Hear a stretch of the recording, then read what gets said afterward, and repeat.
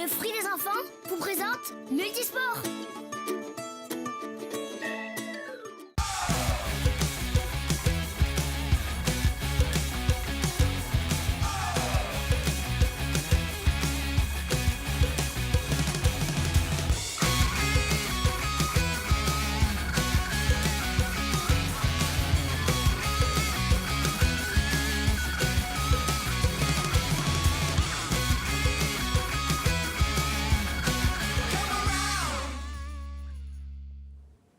Bonjour, si vous êtes sage, si on a le temps, je vous en parle.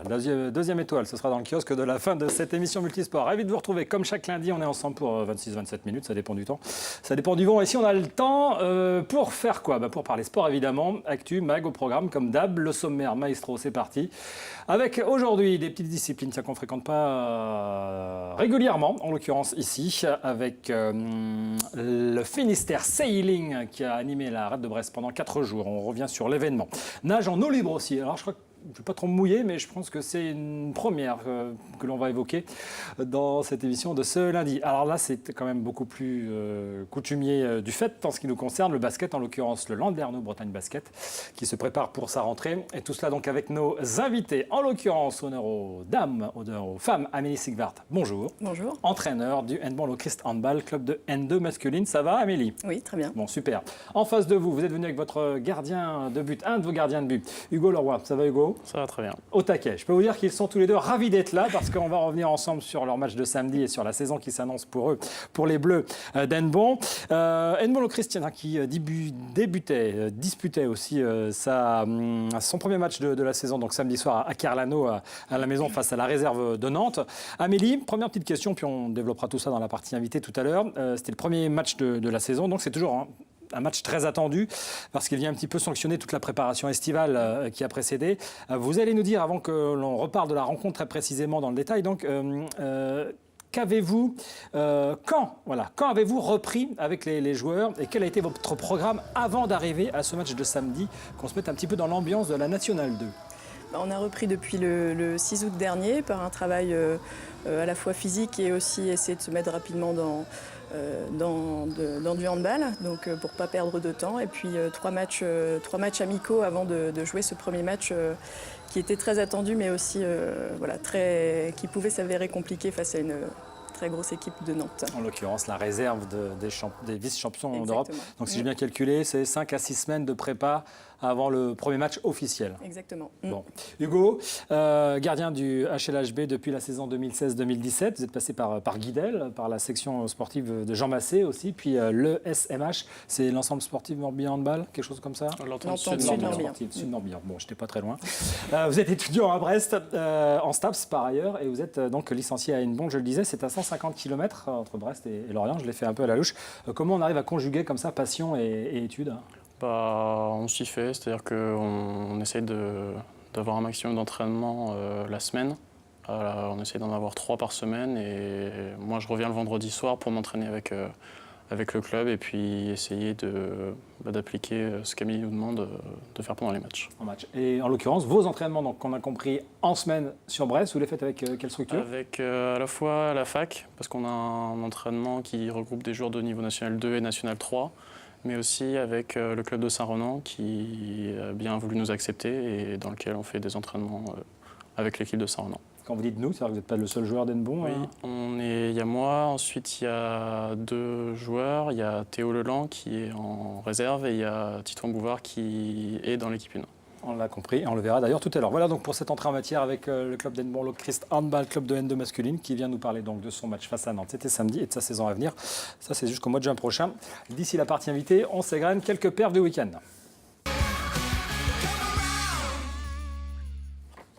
À l'eau, oui, c'est le cas de le dire, ou sur l'eau même plutôt, voire parfois au ras de l'eau, vous allez le voir sur ces images. C'était toute la fin de semaine dernière en rade de Brest, 4 jours de régate pour cette deuxième édition donc, du Finistère Sailing qui s'est achevé dimanche, un événement donc dédié au foil, vous le voyez sur ces images. Alors plusieurs supports étaient regroupés avec notamment des catamarans, des planches à voile et des kites. Alors malgré le manque de vent sur les 2 premiers jours, eh bien l'événement a tout de même attiré beaucoup de monde, et puis de beaux champions. À défaut de vent, il y a eu quand même du beau soleil et puis de belles performances France, vous le voyez sur ces superbes images. Alors parmi les multiples champions présents, bien justement le multiple champion du monde Antoine Albo en windsurf, ou encore Guillaume Pierwell en one fly et Malo Kernek en kite foil. Vous noterez, tiens, pour les amateurs de stats et de résultats, qu'en flying phantom, c'est le duo Solune Robert, Antoine Rucard du team France Jeune 1 qui s'est imposé. Alors voilà pour ces premières images pleines de soleil. On va rester dans un univers un petit peu humide et on reconnaît aisément d'ailleurs que c'est une discipline qu'on aborde assez peu souvent dans cette émission, voire trop rarement évidemment, la nage en eau libre. Direction Plouvorne dans le Nord Finistère pour la Coupe de Bretagne de la discipline. Beau temps, hein, on va y revenir. Une eau à 21 degrés. C'est le club nautique morlaisien qui organisait sur le plan d'eau de Lanorgan la 8e et dernière étape de cette Coupe de Bretagne. Image signée Ludovic Jean. Environ 130 nageurs pour une distance de 3 km. Et vous notez que chez les messieurs, Paul Daniel de Concarneau a devancé à la touche, ouais, ça s'est joué à la touche, ici sous vos yeux, Kylian Joly de Dinard en un peu moins de 36 minutes, les 3 km, je me permets d'insister. Le Brestois Clément Abasque se classe 3e et en profite pour remporter cette 4e édition de la Coupe de Bretagne. Chez les femmes, c'est la Brestoise Nolwenn Nunez qui s'impose après s'être détachée dans une accélération finale. Elle devance de quelques secondes sa partenaire de club Anna Favé. Coup double pour la nageuse du CNB qui remporte également la Coupe de Bretagne. Bravo à elle. Nolwenn Nunez et Clément Abasque, tout sourire devant Ludovic Jean. Bon, franchement, c'était vraiment l'objectif de la saison. C'était vraiment gagner cette Coupe de Bretagne. Et c'est chose faite. L'année prochaine, on verra pour la Coupe de France. Ouais, on verra pour la Coupe de France l'année prochaine, mais je pense que ça peut être un bon objectif de faire podium sur la Coupe de France l'année prochaine. Aujourd'hui, c'était un peu dur. Je ne m'étais pas vraiment entraînée cet été. On a repris depuis 2 semaines, si je dis pas de bêtises. Et ça commence à tirer un peu sur les bras et ouais, un peu dur. Moi, j'ai quelques problèmes, c'est pour nager droit. Et du coup, là, il n'y a pas forcément de ligne au fond du lac. Donc, c'est plus compliqué pour nager droit. Donc, forcément, on rajoute un peu de distance. Il faut juste relever un peu plus la tête.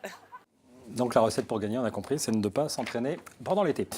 Ouvrons une page, bravo à eux évidemment, ouvrons une page Sportco maintenant, en basket précisément. Avant de parler de Ligue féminine avec Landerneau, on va parler pédagogie et formation des jeunes, des plus jeunes même. Quand le meilleur entraîneur français de la fin des années 80, début des années 90 vient dans votre club faire une séance d'entraînement, voilà ce que ça peut donner. Invité par le comité du Morbihan, Michel Gomez était salle Brisset à Lorient dimanche matin. Ancien sélectionneur national, il s'est notamment occupé de l'équipe de France et de la sélection angolaise. Son intervention devant les techniciens morbihanais et bretons portait sur la défense individuelle avec une application toute particulière apportée à la posture. Je crois que l'enfant doit avoir une belle attitude. Et je leur dis toujours, regardez les grands joueurs, ils ont des belles attitudes. Et c'est eux qu'il faut copier. L'attitude du basketteur en défense, les bras bien positionnés, les jambes bien positionnées, l'attitude en attaque, la position du ballon. Voilà, avoir une attitude de basketteur. Les 3 choses importantes, c'est courir, défendre, courir, passer. C'est ce que je dis, lorsque vous regardez tous les autres sports, les All Blacks, etc., ou Barcelone, ce sont des équipes qui défendent, qui courent et qui passent. Ils ont un jeu de passe. Et je pense que ça, c'est après l'essentiel. Et après, c'est les fondamentaux, c'est d'avoir des bonnes attitudes. Le tir, c'est un élément très long, parce que dans le tir, il y a l'apprentissage du tir, mais il y a l'adresse aussi, qui est autre chose encore. Alors voilà, donc c'est un sport très riche au niveau technique, le basket. 5 fois champion de France avec Pau Orthez et le CSP Limoges, vainqueur de la Coupe des Coupes en 88 avec le CSP, toujours finaliste de la Coupe Coratch en 1987. Michel Gomez avait été désigné entraîneur de l'année en 86, 90 et 91, 7 fois coach des All-Stars. C'est peu dire si cet éducateur connaît son sujet. Il invite d'ailleurs ses homologues à donner à l'enfant et être patient. Voilà, c'est la seule chose. Donner le plus possible de choses, d'informations, et d'être patient à son évolution. Voilà, ne pas vouloir le grandir trop vite, ne pas lui donner des choses de grand trop tôt. Voilà, le laisser le faire évoluer dans son enfance. C'est ce que je disais à l'assistant, c'est que tous les joueurs, les équipes professionnelles que j'ai eues, il y a toujours eu du ludique. Et ils étaient très heureux de retravailler de la technique dans du ludique. Je pense que c'est ça qui est important, mais il faut être très précis aussi dans le ludique. Il ne faut pas faire que du ludique pas contrôlé, il faut qu'il soit contrôlé avec des thèmes, parce que le basket a des exigences techniques qui est le plus important de tous les sports collectifs. Les jeunes U11 du CEP Lorient qui prenaient part à cette séance ont manifestement apprécié.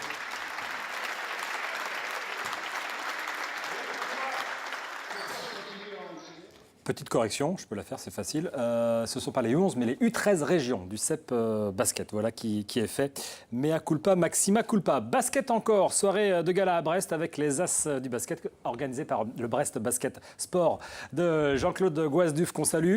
Deux rencontres étaient au programme avec notamment l'affiche entre le Landerneau Bretagne Basket, promu en Ligue féminine, et les Normandes de Mondeville. Pour leur deuxième match de prépa, les Bretonnes maillot noir ont largement dominé les débats face à un futur adversaire en championnat. Parmi les 5 recrues du LBB, l'américaine Maggie Lucas s'est notamment mis en évidence avec 24 points d'inscrits. Victoire 81-65 des Bretognes. Le début des choses sérieuses, ce sera pour le 14 octobre face à Basketland. D'ici là, donc 5 matchs de prépa sont encore au programme du LBB. Et ce ne sera pas trop pour Stéphane Lett qui a renouvelé donc plus de la moitié de son effectif. L'entraîneur landernien revient avec Ludovic Jean sur la rencontre et le début de préparation de son équipe. Pour nous, l'idée, c'était de jouer. Aujourd'hui, on a battu un adversaire contre qui il manque deux étrangères qui sont dominantes dans la division. Donc non, c'est pas bon pour la confiance. Aujourd'hui, on n'a pas été capable d'asseoir la domination de la première mi-temps. Donc c'est plutôt ça qu'il faut retenir. On a encore beaucoup de travail. On a changé beaucoup de joueurs. On a changé 60% de l'effectif. Donc il faut absolument qu'on prenne le temps et qu'on accepte de prendre ce temps. Ça peut être frustrant de temps en temps. Maintenant, on a du temps devant nous. Il nous reste 4 semaines de préparation. Et le calendrier nous permet aussi de voir les choses sereinement. Voilà donc une analyse exigeante, comme toujours de la part de Stéphane Lett, l'entraîneur du LBB. La semaine prochaine, nous vous proposerons le portrait d'Ewell Guénoc, joueuse de Mondeville, mais bretonne et finistérienne par ailleurs, sacrée vice-championne du monde des moins de 17 ans. C'était cet été, portrait donc la semaine prochaine, proposé par Ludovic Jean. Voilà, après le basket, Haute Sport Co maintenant avec nos invités, le handball est à l'honneur. Vous nous rejoignez maintenant, je vous les représente. Amélie Sigvart, entraîneur du HLHB Hennebont, le Christian de Ballet est avec nous. Amélie, merci donc d'être venue avec votre gardien de but, un de vos gardiens, Hugo Leroy. Hugo, notamment étudiant en STAPS à Brest, on l'évoquait en début d'émission. On va revenir ensemble sur cette deuxième saison à cet échelon pour vous en National 2 masculine. Je rappelle, c'est la 4e division du handball français. Après une première saison soldée par une 5e place et un maintien qu'on pourra dire tranquille, vous allez me contredire Amélie si ce n'est pas le cas. Il y a eu du mouvement dans l'effectif. Ah, j'ai vu des sourcils. Alors, c'était pas si facile que ça, le maintien et cette 5e place, Hugo? C'était pas si facile, mais on a quand même réussi à atteindre un objectif. Et une 5e place, c'était bien pour couronner la saison qui a été longue, difficile, mais dans laquelle on a réussi à sortir avec pas mal de victoires, et notamment des victoires à domicile qui ont vraiment fait du bien toute la saison. Ouais. 5e place, c'était plus qu'espéré, c'était fort logique. C'était comment, Amélie, l'année dernière? Non, c'était plus qu'espéré. On ne savait pas trop vers où on allait. C'était un petit peu nouveau à la fois pour les joueurs, le club et pour moi. Donc on allait un petit peu dans l'inconnu. Maintenant, on savait qu'il fallait être maintenu avant le dernier match parce qu'on a été jouer notre dernier match chez l'accédant en National 1. Donc ça, on s'en doutait un petit peu. Donc non, il y a eu 2 matchs très importants où les gars, en tout cas, ont répondu présent et qui ont permis de se maintenir plus tôt que prévu. Mais voilà, si on avait perdu ces 2 matchs, ça aurait pu être plus compliqué. Donc c'est important. Et avec Dessy, peut-être auriez-vous gagné samedi soir contre Nantes. On va en reparler dans un instant. Exactement. Ce qui est sûr, ça c'est pas de l'hypothétique, c'est de l'acquis. 3 recrues qui ne sont pas encore recrues, allez savoir, vous ont rejoint. Grégoire Guégan, arrière gauche en provenance du centre de formation de Cesson, est avec vous. On le verra sur ces images. Et ben voilà, c'est celui de gauche, le grand de gauche, parce qu'il y en a un autre tout grand à droite. Il y a le double maître de Mohamed Meïté, arrière gauche lui aussi, qui vient de Saintes. Et on le verra dans un instant. 3e recrue, Isaac Le Goff, arrière droit, lui voilà, à l'image côté gauche, évidemment. Quoique vous auriez pu reconnaître Maxime Le Pallec, ancien joueur du Hennebont, le Christian de Bâle, aujourd'hui coprésident. Donc je le disais, Le Goff, arrière droit, en provenance de Lanester, passé également par Saintes d'ailleurs. 3 recrues cette saison, Amélie, c'est tout ce qu'il fallait, c'est tout ce qui manquait ou vous ne pouviez pas faire plus? On aurait aimé une dernière recrue sur le poste de pivot parce que voilà, il nous manque une rotation supplémentaire puisqu'on a perdu 2 pivots à l'intersaison. Maintenant, on est satisfait de ces recrues qui nous rejoignent, qu'il va falloir prendre le temps d'intégrer petit à petit dans ce projet de jeu. Oui, l'intégration s'est faite dès la mi-août avec le début, après avec la reprise. Comment on intègre un nouveau d'ailleurs? On le bisute, on bichonne? Oh non, c'est pas la mentalité du club, c'est plus on est vraiment une bande de copains, on intègre les gars, les 3 recrues sont vraiment très bien intégrés. D'ailleurs, on a eu des petites séances de préparation physique avant la reprise du champ, avant même la reprise des entraînements, où déjà on avait Grégoire et Mohamed qui étaient avec nous. Et non, c'est des gars vraiment super sympas et l'intégration se fait parfaitement bien. Donc intégration dans le collectif, maintenant intégration dans le jeu, c'est là où c'est le plus difficile, Amélie? Oui, forcément, c'est le plus difficile. Ils arrivent dans un nouveau club avec des nouveaux partenaires, un nouveau projet de jeu. Tout ça, ça va prendre du temps, mais on va prendre le temps de bien le faire pour chercher à être efficace tout au long de l'année, parce qu'on aura besoin tout au long de l'année. De tous les joueurs et de Exactement. tous les supporters dans la salle. Le Kerlano, tiens, image à l'appui, une salle qui s'est refait une petite fraîcheur, une petite santé, une petite beauté, tout de bleu, quasiment tout de bleu vêtu maintenant, où on souhaite la bienvenue aux adversaires pour mieux s'en occuper ensuite, avec un panneau LED qui donne un peu une idée des ambitions du club dans sa structuration, dans l'envie de mettre en avant ses partenaires. Alors vous serez à Cesson samedi pour la 2e journée, vous serez à Loudéac en Coupe de France dans 15 jours pour le 2e tour, vous serez à Wassel pour la 3e journée.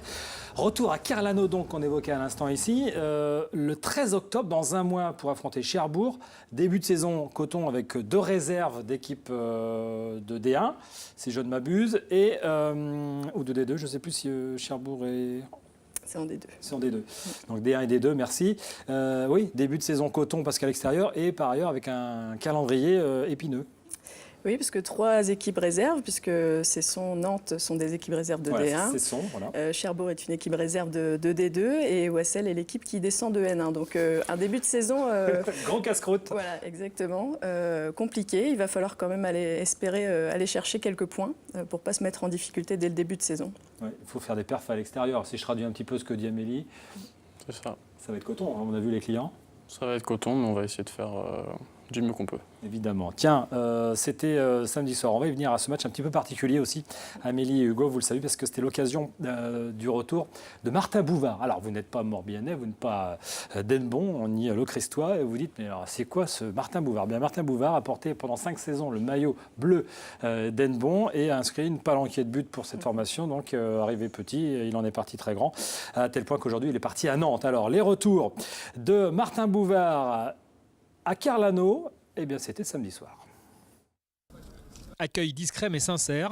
À l'arrivée des joueurs du H à Kerlano, le chaudron Hennebontais, Martin Bouvard, 5 saisons sous le maillot bleu et des wagons de but en faveur du HLHB, s'est autorisé en néo-nantais qu'il est quelques bises avant ce derby de National 2 entre la réserve du dernier finaliste de la Ligue des Champions, excusez du peu, et des Morbihanais promus à cet échelon l'an dernier.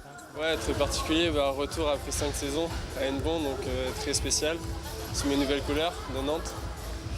Ça va être bizarre, un peu stressé, mais j'ai hâte de jouer. Ouais, le petit Martin. On pensait pas le recevoir aussitôt.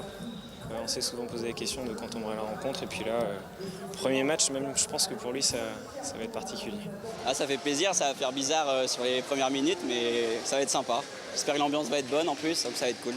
S'il passe les premières minutes sur le banc, tandis que les Bleus font la course en tête, Martin Bouvard fait une entrée en jeu remarquée et va participer au redressement des Nantais. Ces derniers infligent un 7-0 à Hennebon et virent en tête à la pause 18-22. La seconde période est à sens unique. Hennebon se heurte au portier adverse et multiplie les mauvais choix.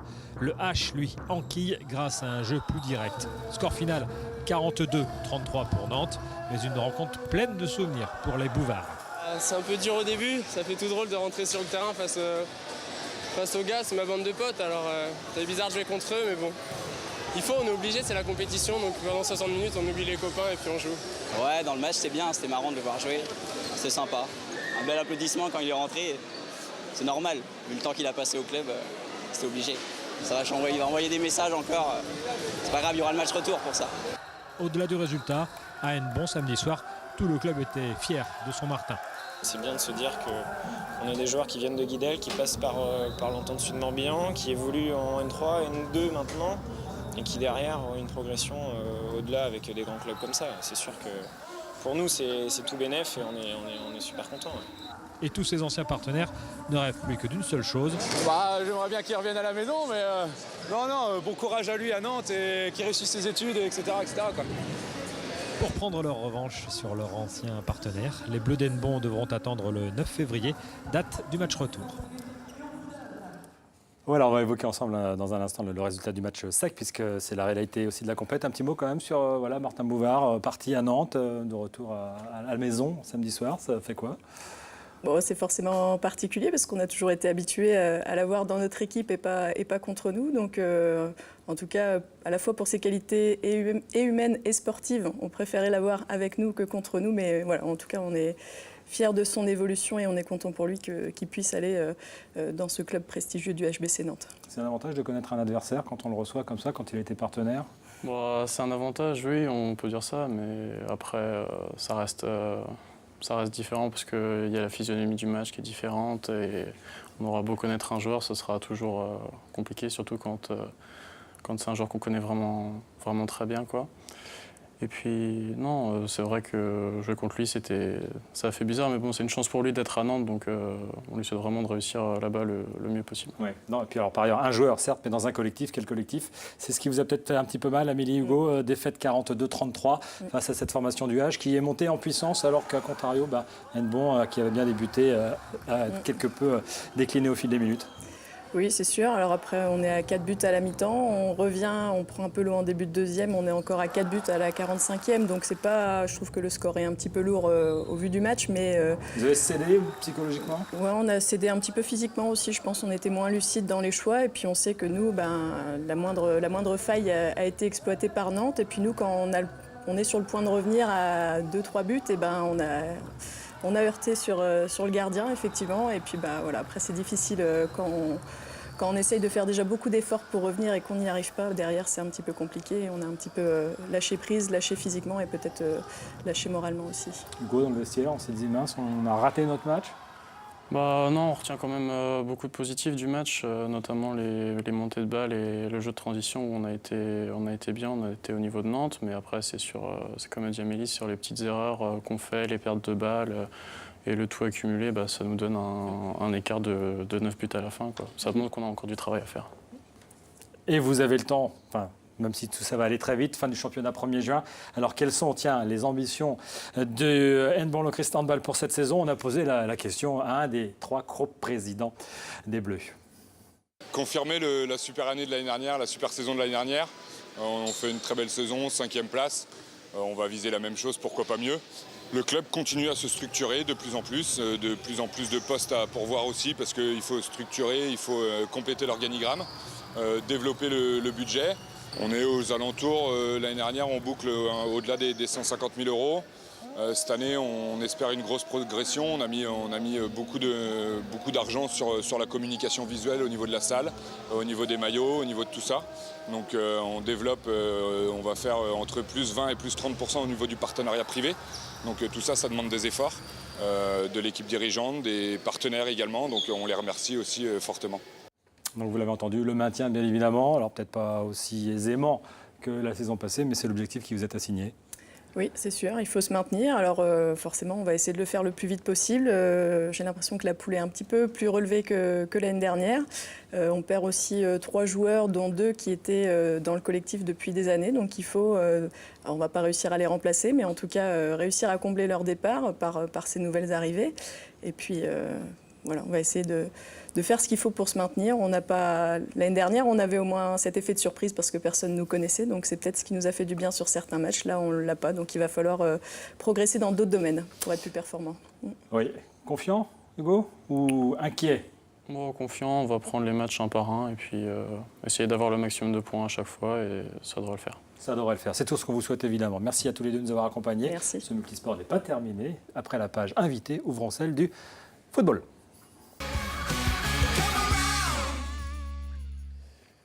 Oui, un mot et les buts pour revenir donc sur la déroute guingampèse hier soir, dimanche en clôture de la 5e journée de Ligue 1. Les joueurs d'Antoine Comboiré en but de bouillon, ils ont tenu 1 heure mais ont cédé au Vélodrome. But de Payet, Mitroglou et un doublé de Thauvin et un succès 4-0 pour les Olympiens. 5 matchs, 5 défaites, 14 buts encaissés, c'est le bilan inquiétant de l'en avant Guingamp, dernier du classement. Dimanche prochain, Guingamp reçoit Bordeaux, 19e. Ah, il y a peut-être un coup à faire, allez savoir. En Ligue 2, tiens, pendant ce temps-là, après leur victoire 3-0 au Red Star, 4-1 face au Gazélec, Lorient et Brest occupent les 2e et 4e places de la Ligue 2.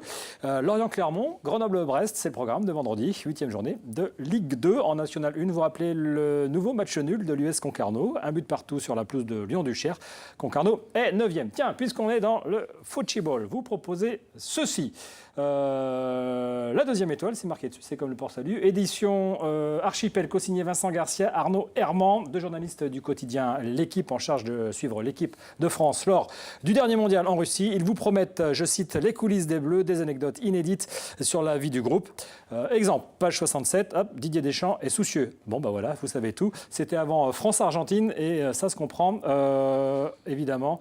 Vous en saurez davantage en licence aussi. Il y a 150 pages, c'est écrit gros. S'il fait pas beau, ça peut s'enfiler en 3 petites heures. Et puis en plus, il y a 4 pages recto-verso de photos, beaucoup d'émotions, évidemment, pour revenir sur la deuxième étoile. Hop là, on passe à la suite. Ouais, vous signalez. On a le temps? Ouais, vite fait.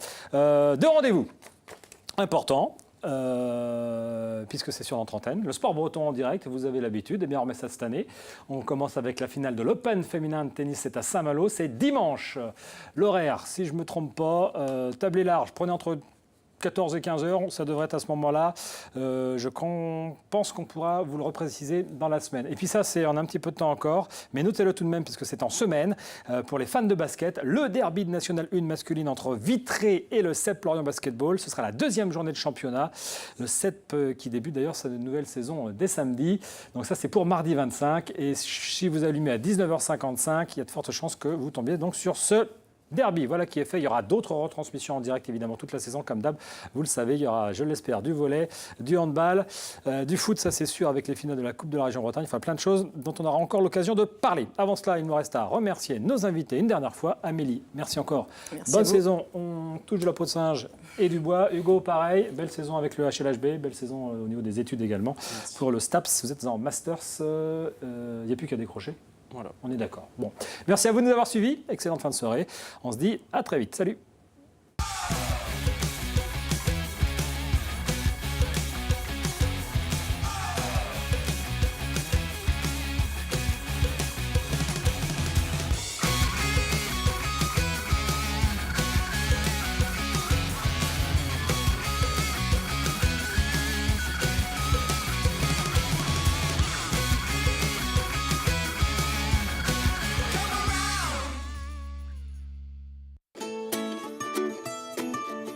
Multisport vous a été présenté par Youpi, le fruit des enfants.